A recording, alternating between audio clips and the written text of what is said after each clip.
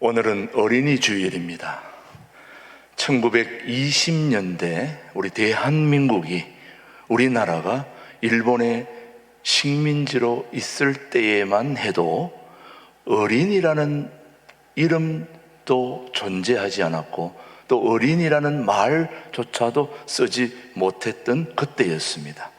그때는 그럼 어떻게 어린이를 표현했을까? 1920년대에 우리 어린이를 부를 때는 이놈 하면 이게 바로 어린이라는 표현입니다. 이놈. 그 다음에 어린 것 그렇게 표현하면 그게 바로 어린이를 표현했던 부분입니다. 또 다른 말로 표현하는 것이 하나 있었는데 요거는 조금 다릅니다. 애새끼 이렇게 하면 요거는 누구를 표현한다? 어린이를 표현한다. 이놈, 어린 것, 애새끼, 이게 다 어린이를 표현하는 그런 부분입니다. 1920년대가 바로 그런 때였습니다. 이런 부분을 그 당시 일본에 유학가 있던 소파 방정환 선생님께서 매우 안타깝게 생각하시고, 어린아이 한 명도 인격체인데 어떻게 그렇게 불릴 수 있느냐, 우리 어린아이 한 명 한 명이 민족의 미래인데 그렇게 부를 수는 없다, 그렇게 안타깝게 생각하고, 그는 다음 세대의 소망과 희망은 이 어린아이들에게 있다, 그렇게 생각한 소파 방정환 선생님이 어린아이 한 명 한 명을 인격체임을 그렇게 생각하고 그렇게 세워나갔던 그 유래가 바로 오늘 어린이날의 유래가 된 것입니다. 우리는 신앙인의 입장에서 볼 때에 예수님이 어린이를 어떻게 생각했을까? 우리 교회도 다음 세대의 소망을 두고 있는 교회입니다. 둘의 글로벌 학생들이 초등학교부터 중학교, 고등학교, 그리고 해외 5개 지역에 유학을 가서 돌면서 새로운 세계를 보게 하며 한 인격체가 우주 전체를 바라보며 새로운 희망과 소망을 가지고 다음 세대를 주도하게 하기 위한 그런 교육 시스템, 교육 제도를 우리 신광두레교회는 지향하고 있습니다.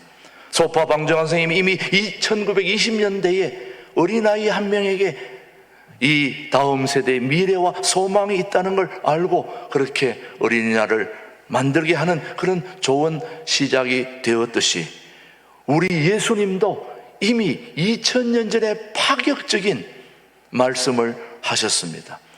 정말 성경은, 하나님의 말씀은 어린이를 어떻게 생각했을까? 우리가 얼마 전만 해도 이런 어린아이 한 명도 바르게 표현하지 못했던 것에 비하면 2000년 전에 우리 예수님은 이미 어린아이에 대한 그런 비전과 소망과 꿈을 가지고 계셨던 분이 바로 우리 주님이십니다. 그래서 오늘 예수님이 제자들 사이에 천국에서는 누가 더 큰 자냐, 이런 논쟁을 들으시고 진정한 천국 백성의 자격은 바로 이런 것이다 하고 시청각적 샘플 설교를 하시면서 어린아이를 하나 불러 그 앞에 세우시고 그에 대한 교훈을 주신 것이 바로 오늘 본문입니다. 한번 마태복음 18장 3절 말씀을 우리 한번 영상을 통해서 보십시다. 이르시되, 시작, 이르시되 진실로 너희에게 이르노니 너희가 돌이켜 누구와 같이, 어린아이들과 같이 되지 아니하면 결단코 천국에 들어가지 못하리라. 누가 말씀하신 겁니까? 예수님이 말씀하십니다. 몇 년 전에? 2000년 전에. 우리 예수님은 정말 앞서가시는 분입니다. 2000년 전에 이런 말씀을 하셨습니다. 너희가 어린아이들과 같이 되지 않으면 결단코 천국에 들어가지 못하리라. 다시 말하면 큰 자가 되기 위해서는 먼저 어린이가 되어야 된다, 그렇게 말씀하시면서 우리 한국 문화권에서는 큰 분을 어른 그렇게 표현합니다. 우리 한국 문화권에서는 그런 표현으로 한국 문화권의 표현으로 말하면 어른이 되기 위해서는, 다시 말하면 어르신이 되기 위해서는 먼저 어린아이가 되어야 된다, 그 말씀을 하고 있는 겁니다. 어르신이 그냥 어르신이 된 게 아니라 어린아이부터 시작이 된 거다, 그 말씀입니다. 성경은 분명하게 어린아이의 유치함, 어린아이의 나약함, 그리고 어린아이들의 흔들림 등을 적지 않게 성경에서는 표현하고 있습니다. 그럼에도 불구하고 예수님은 우리에게 어린이에게 배울 것이 있다. 어린이들의 유치함, 어린이들의 나약함, 어린이들의 흔들림, 어린이들을 보면 우리가 쟤들한테 뭘 배울까라고 생각할 수 있는 그 어린아이들에게도 우리가 배울 점이 있다고 예수님은 그들에게 배울 것이 있음을 오늘 우리에게 알려주는데, 오늘 적어도 3가지 정도를 우리가 한번 살펴보려고 합니다. 첫 번째, 천국 백성으로서, 다시 말하면 저와 여러분들은 천국 백성이고 예수님의 제자들입니다. 맞습니까? 우린 천국 백성으로서, 예수님의 제자들로서, 신앙인으로서, 크리스찬으로서 우리가 어린아이들에게 배워야 할 특성들이 무엇일까? 그것을 우리가 한번 생각해 보는데, 첫 번째, 우리가 어린아이에게서 배워야 할 것은 바로 신뢰성입니다. 어린아이에게 배워야 할 신뢰성. 다시 말하면 우리 어른들이 어린아이들에게 종종 하는 말이 있습니다. 애들에게 뭐라고 얘기하느냐? 야, 너 인생을 살아가는 동안에 사람들을 절대로 믿지 말라. 사람 다 믿으면 큰 코 다친다. 너 되게 당한다. 사람 다 믿지 마. 이런 얘기를 교육하고 있습니다. 가르치고 있습니다. 사실 그 반대가 돼야 되잖아요. 사람을 뭐 해라, 믿어라, 신뢰해라, 이렇게 해야 되는데 사람 다 믿지 말라, 그렇게 얘기를 합니다. 그런데 어른들은 믿지 못하는데 어린아이들은 어떻습니까? 다 믿습니다. 어른들은 일반적으로 자기가 상처받고 배반당한 것에 대한 인생 경험 때문에 세상을 믿지 못하고 부정적으로 볼 때가 많습니다. 결과적으로 이런 믿지 못함으로 인하여 사람들을 안 믿으면 괜찮은데 사람들한테 당한 배반과 사람들한테 받은 상처 때문에 사람들을 믿지 못하는 그것 때문에 살아계신 하나님도 믿지 못하는 오류를 범할 때가 많다는 것입니다. 그것은 굉장한 손해인 거죠. 하나님을 신뢰해야 되는데 사람들의 상처받은 것 때문에 사람까지도, 하나님까지도 신뢰하지 못하는 그러나 성경은 믿음 없이는 결코 천국을 들어갈 수 없다고 말씀하고 계십니다. 우리가 천국 가는 비결은 믿음이 있어야 되는데, 그 믿음이 이 땅에서부터 시작되는데 하나님을 믿는 것을 배워야 되는데 그걸 누구한테 배워야 되느냐? 어린아이에게 배워야 된다는 겁니다. 어린아이가 부모를 믿듯이 어린아이는 하나를 가르쳐주면 그대로 믿습니다. 단순하게 믿습니다. 그 믿음이 있어야 우리도 천국 갈 수 있다는 거죠.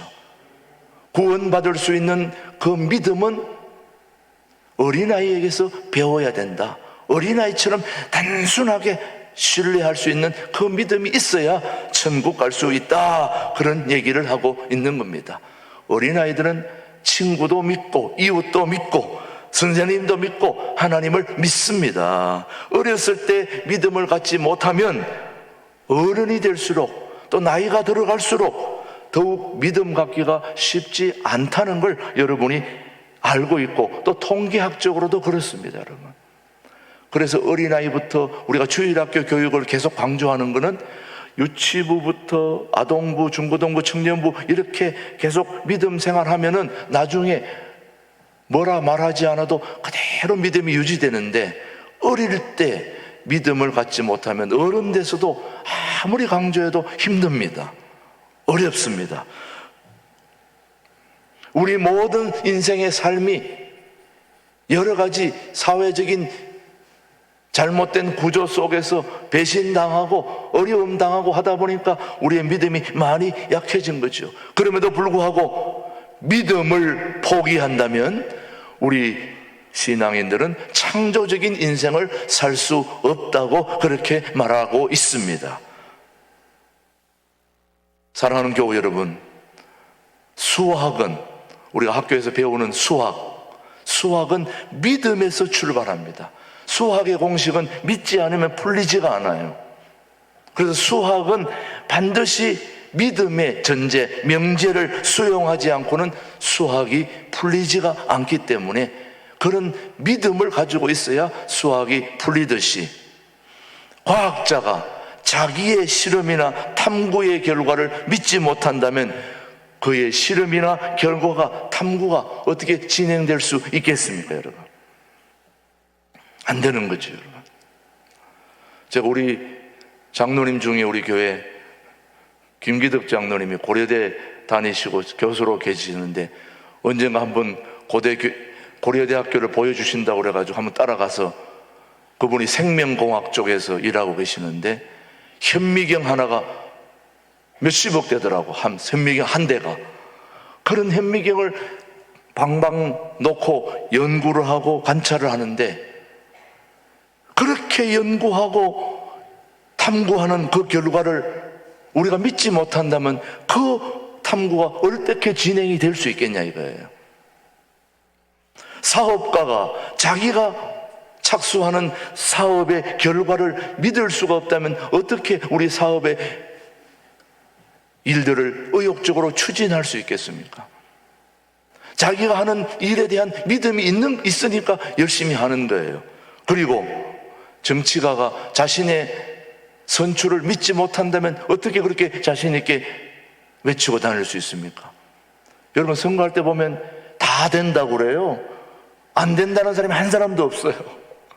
곧 5분 뒤에 떨어질 거라도 자신은 100% 된다고 생각을 해요. 그런 믿음이 있기 때문에 정치가가 되는 겁니다, 여러분. 교육과가 자기가 교육을 통하여 학생들의 배움과 학문의 진보가 이루어진다는 걸 믿을 수 없다면 어떻게 교육이 가능하겠습니까? 그리고 의사가 자기의 진단과 치료를 믿을 수 없다면 어떻게 진료가 가능할 수 있겠습니까? 이 모든 게 다 믿음으로부터, 신뢰로부터 시작되는 겁니다. 하나님과 우리의 관계의 기초도 바로 믿음인 것입니다. 오늘 말씀을 한번 보십시오. 히브리서 말씀을 보시면은 믿음의 중요함을 가르쳐 주고 있습니다. 시작. 믿음이 없이는 하나님을 뭐하지 못한다. 기쁘시게 하지 못하나니 하나님께 나아가는 자는 반드시 그가 계신 것과 또한 그가 자기를 찾는 자들에게 뭐 주시는 상 주시는 이심을 뭐 해야 믿어야 할지니라. 뭐로부터 시작이 됩니까? 믿음으로부터 시작되는 겁니다. 하나님과 우리의 관계도 믿음으로 시작하고 사람과 사람의 관계도 믿음으로 시작하는 겁니다. 저는 여러분을 믿습니다. 여러분도 저를 믿는 거죠. 그러니까 오늘 설교를 듣고 있는 거죠. 제 설교가 새빨간 거짓말이라고 한다면 여러분이 이 자리에 앉아 있을 수 있겠습니까? 적어도 여러분이 저를 믿으니까 얘가 얘기하는 말씀을 설교라고 하나님의 말씀이라고 듣는 이유는 저 하나님의 말씀 전하는 것이 분명 틀림없다, 확실하다라고 하고 있기에 듣고 있는 건 아니겠습니까? 계속해서 요한복음 1장 12절 보십시오. 우리의 구원이 어떻게 되는지 시작. 영접하는 자 곧 그 이름을 믿는 자들에게는 하나님의 자녀가 되는 권세를 주셨으니 뭐 하는 자들에게입니까? 믿는 자들에게 하나님의 자녀가 되는 권세를 주셨다. 그러므로 우리는 뭘 배워야 된다는 겁니까? 믿음을 배워야 되는데 그 믿음을 누구에게 배워야 됩니까? 어린아이에게서 배워야 된다는 겁니다. 오늘 어린이날이만 그렇게 생각하는 게 아니라 우리 어린이에게 배워야 할 중요한 것 하나가 바로 신뢰성입니다. 믿음입니다. 믿음. 오늘 신광도래교 일부 나오신 우리 학생들과 우리 모든 교우들은 어린아이로부터 신뢰, 믿음을 배울 수 있게 되기를 바랍니다. 두 번째, 우리 어린이에게 배울 수 있는 것이 바로 단순성입니다. 뭐라고요? 단순성, 단순함을 배워야 됩니다. 사랑하는 교우 여러분, 단순성의 반대는 무슨 말일까요? 복잡성입니다. 어른들의 사고는 복잡합니다. 그러나 아이들의 사고는 단순합니다. 단순하기 때문에 잘 믿고 잘 따라가요. 어린아이들을 보면 그대로 그냥 순수하게 믿어요. 근데 어른은 벌써 그 앞을 보고 믿지 않고 통밥을 굴립니다. 어른들은 하도 많은 걸 경험하다 보니까 복잡하니까 바로 믿지 않습니다. 무슨 말을 하면 이거 왜 얘기했을까? 그 다음에 무슨 말을 할까? 이게 거짓말일까 진실일까? 계속 따지는 거예요. 근데 어린아이는 단순하게 믿어버려요. 영성의 아주 대부인 리차드 포스트는 아주 중요한 말을 했습니다. 뭐라고 얘기했느냐? 단순성이야말로 하나님의 백성의 트레이드 마크다. 이 단순성이야말로 믿음의, 크리스찬의, 신앙인의 마크다, 이런 거예요. 믿는 사람은, 신앙인은, 크리스찬은, 예수 믿는 사람은 뭘 내세워야 되느냐? 단순함을 내세워야 된다는 겁니다. 복잡하면 안 된다는 거예요. 신앙은 단순한 것입니다. 간단하고 단순하고 깨끗하고 명료한 것입니다. 그래서 단순성이야말로 하나님의 백성의 트레이드 마크가 되어야 된다. 근데 그 단순성의 두 가지 표현은 하나는 솔직함입니다. 또 하나는 만족함입니다. 단순성의 두 가지 중에 첫 번째가 솔직함인데, 단순한 사람은 투명하기 때문에 거짓말을 하지 않습니다. 여러분, 거짓말하는 사람은 굉장히 복잡해집니다. 한 번 거짓말하면 그 다음도 계속 뭐 해야 돼요?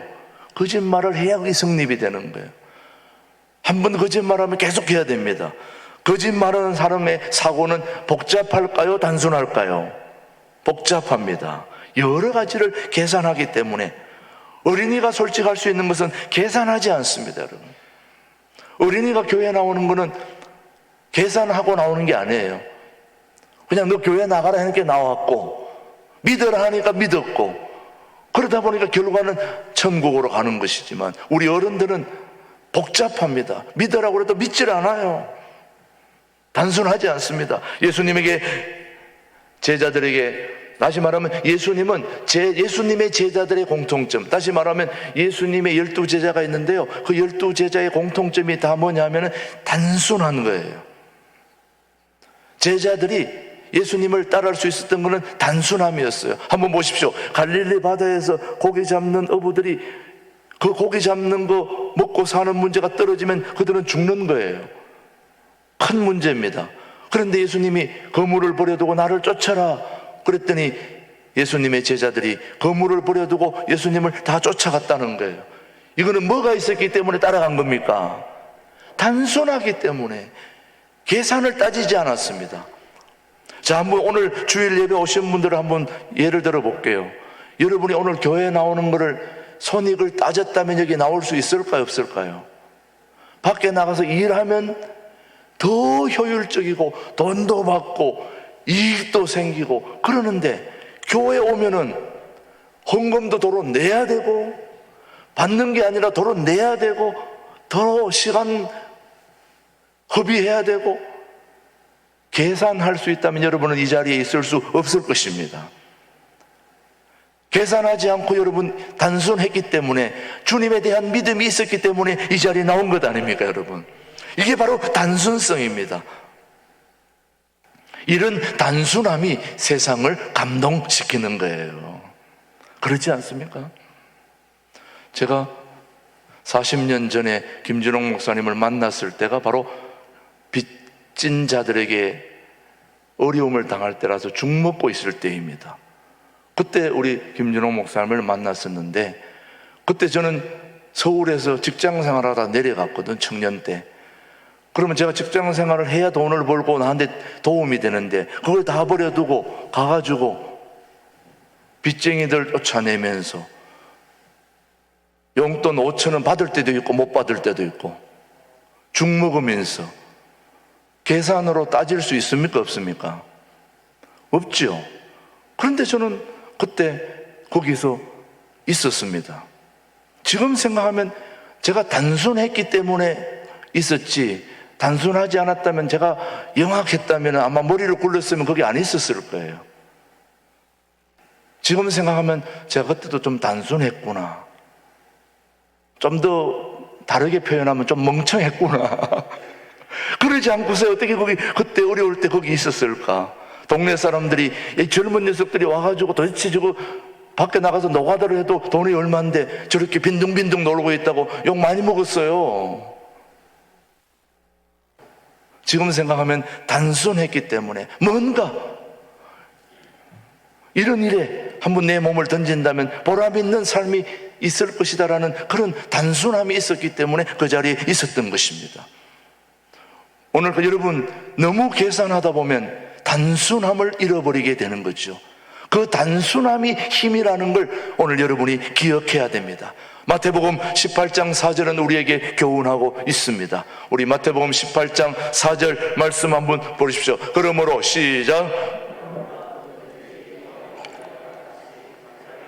주는 사람이 천국에서 다시 한번, 그러므로 시작. 그러므로 누구든지 이 어린아이와 같이 자기를 낮추는 사람이 천국에서 큰 자니라. 단순성의 또 하나의 표현은 바로 만족함입니다.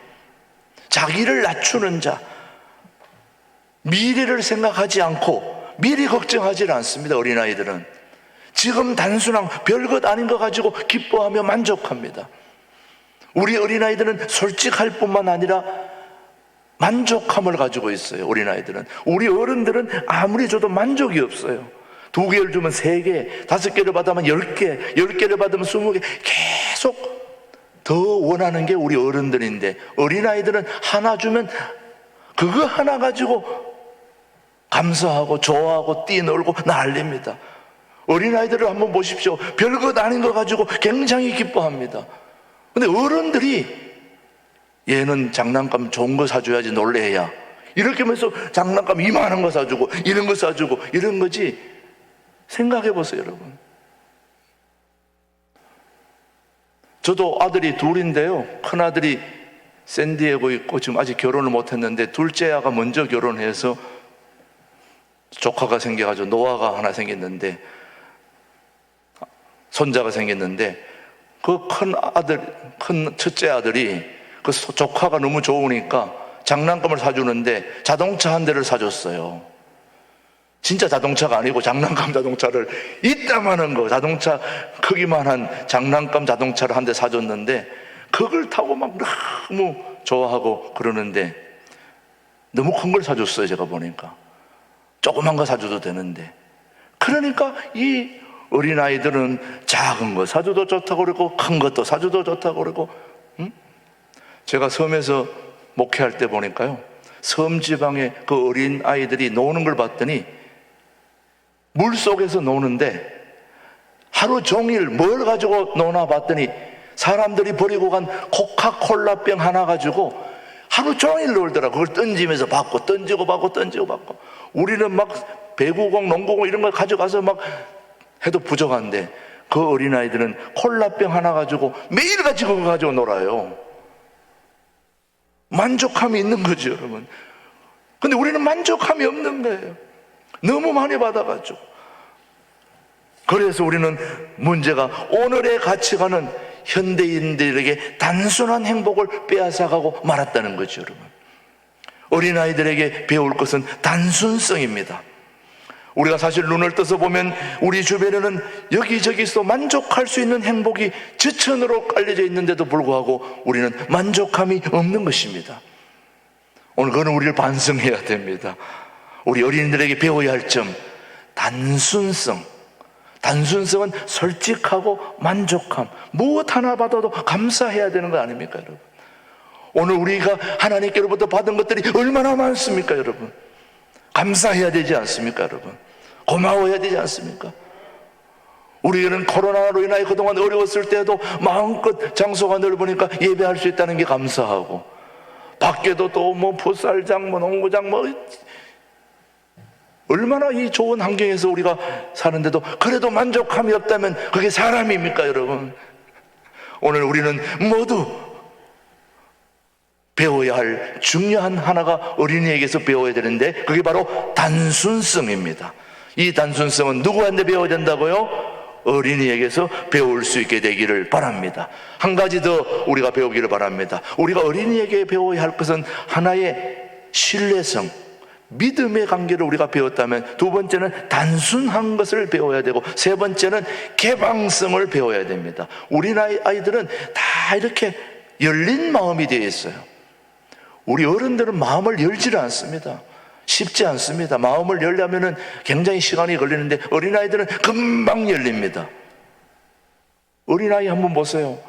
누가 어린아이를 안고 오면은 누가 옆에다가 가면 금방 웃고 금방 이렇게 친해지잖아요. 어른들은 만나면은 째려보고 너 뭐야? 어디서 왔어? 그래 한참 동안 시간이 가야 가까워지는데 어린아이들은 그런 게 없습니다. 다 금방. 자, 사랑하는 교회 여러분, 어린아이들에게는 모든 것이 새롭습니다. 개방성이 있기 때문에, 마음을 열기 때문에 하나님을 더 알고 싶어하고 하나님이 만든 세상을 더 깊이 알고 싶어하는 그런 생각들이 어린아이들에게는 무궁무진한 것입니다. 하나님이 예비하신 천국의 신비를 더 알고 싶어하는 것이 어린아이들입니다. 그런데 천국 백성들의 그 특성인 개방성을 우리 어른들은 결여하고 있다는 것이죠. 그런데 당시 예수님의 제자들은 이 본질적인 것들에 대한 호기심을 뒤로 제치고 비본질적인 것들을 가지고 논쟁을 벌입니다. 누가 천국에서 크냐? 네가 크냐? 내가 크냐? 이런 문제를 가지고 논쟁하고 있을 때 우리 주님이 어린아이를 데리고 와서 천국에서 큰 자는 이 어린아이와 같이 낮아지지 않으면, 섬기지 아니하면, 다시 말하면 신뢰성, 단순성, 개방성을 갖지 않고서는 어디서도 큰 자가 될 수 없다는 그런 교훈을 우리에게 보여주고 있는 것입니다. 예수님은 진정한 어른이 되려면 먼저 어린아이부터 되어야 된다, 그렇게 말씀하고 있는 것입니다. 유대의 랍비인 시드니 그린버그는 정상적인 청년과 정신적인 노인의 차이를 구별해서 말했습니다. 이 어린이날만 되면 제가 여러분들에게 한 번씩 소개하는 글들인데, 정신적인 청년과 정신적인 노인의 차이. 자, 한번 여러분이 들어보시면 여러분이 노인인지 청년인지, 제가 여기 일부 예배 앉아 계신 분들 중에서 연세가 지금 뭐 90에서부터 지금 우리 글로벌 학생들 10대까지 다 지금 앉아 있습니다만은, 누가 청년인지 누가 노인인지 한번 들어보십시오, 여러분. 우리가 첫 번째, 사람들을 믿는다면 청년이다. 그러나 사람들을 의심으로만 대한다면 노인이다. 이해가 가요? 두 번째, 우리가 받기보다 주고자 한다면 청년이다. 그러나 받기만을 기대하면 우리는 노인이다. 여러분이 노인이 안 되려면 막 주면 되는 거예요. 받으려면 생각하지 말고. 세 번째, 우리가 즐길 것을 즐길 줄 안다면 청년이다. 그러나 인생이 뜻대로 안 된다고 꿈을 포기하고 있다면 우리는 노인이다.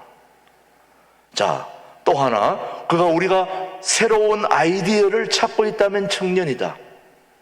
그러나 만일 우리가 이해로부터 존재한 편견에만 사로잡혀 있다면 우리는 뭐다? 노인이다.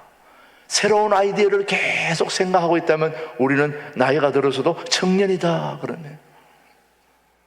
죄송한 얘기지만 우리 장인 장모님이 여기서 같이 지금 우리가 예배를 드리고 있고, 이 동두천에 이제 시민으로 와 계십니다만은, 우리 장인 어른은 제가 한 가지만 좀 자랑할 게 있습니다.